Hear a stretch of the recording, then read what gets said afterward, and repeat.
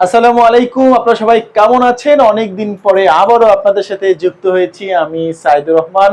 আপনাদের সাথে কথা বলবো বেসরকারি শিক্ষা প্রতিষ্ঠানে কর্মরত রয়েছেন বাংলাদেশে ৫ লাখেরও অধিক বেসরকারি শিক্ষকরা। তার মধ্যে ১,৯১,হাজারের আশেপাশে রয়েছে মাদ্রাসায় শিক্ষকতা করেন। দেশে মাদ্রাসা রয়েছে প্রায় ৮,২২৯টির মতো, আর যেখানে কর্মকর্তা কর্মচারী তারপরে শিক্ষক মিলিয়ে প্রায় ১,৯১,হাজার, কম বেশি হতে পারে, এমন শিক্ষকরা শিক্ষকতা করেন।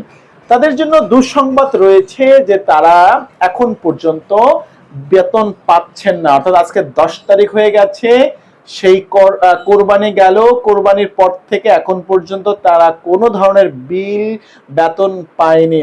তবুও ভাগ্য ভালো যে বোনাসটুকু ঢুকেছিল, যার কারণে বেসরকারি শিক্ষকরা ৫ ভাগে ৭ ভাগে তারা দিতে পেরেছিলেন, কোরবানি অনেকে দিয়েছেন।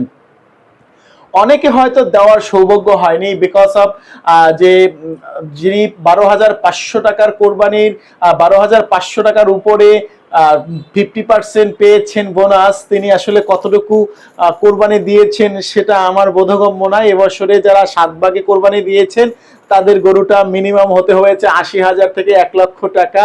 আর যারা কম দিয়েছেন তাদের তো জানেনই আসলে কি ধরনের হ্যাসাল্ট বা কি ধরনের প্ল্যান বা কি ধরনের টাকা লাগতো, এমনটা মনে করছেন। তবে বেসরকারি শিক্ষকরা বেঁচে আছেন এতটুকুই আসলে সৌভাগ্য বলবো, কারণ আজকে ১০ তারিখ, এখন পর্যন্ত বাংলাদেশ মাদ্রাসায় যারা বেসরকারি শিক্ষক রয়েছেন, চাকরি করেন, কর্মকর্তা রয়েছেন, শিক্ষক রয়েছেন, তাদের এখন পর্যন্ত বিল হয়নি। তবে আশার আলো হলো কবে নাগাদ হবে তাও কিন্তু এখন পর্যন্ত বলতে পারেনি, এটুকু তারা কিন্তু জানিয়ে দিয়েছেন। তবে বেসরকারি শিক্ষকরা এদেশে, অর্থাৎ শিক্ষকরা এদেশে অনেক উন্নয়ন করবে। শিক্ষকদের মাধ্যমে দেশ পরিবর্তন করতে হবে।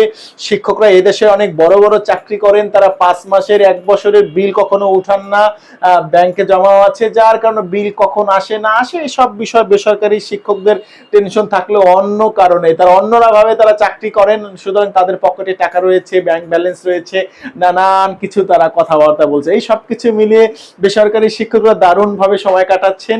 আপনি বেসরকারি শিক্ষক হয়ে গেলে আপনি বুঝবেন যে আসলে বেসরকারি শিক্ষকদের কত কষ্ট রয়েছে।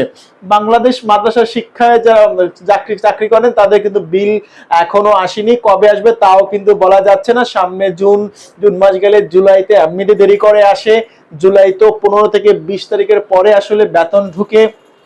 আর এবছরে কিন্তু কোনো ধরনের কোড ছাড়াই টাকা ঢোকেনি, অথবা এখন পর্যন্ত প্রবলেম ছাড়াই কিন্তু টাকা ঢোকেনি তাদের অ্যাকাউন্টে। সুতরাং কে কেমন আছেন বেসরকারি শিক্ষকরা বলতে পারেন, আর বেসরকারি শিক্ষকরা কেমন আছেন তাও কিন্তু গাইজ আপনারা ফিল করতে পারেন। আবারও কথা হচ্ছে অন্য কোনো বিষয়ে, ততক্ষণ ভালো থাকুন, আল্লাহ হাফিজ।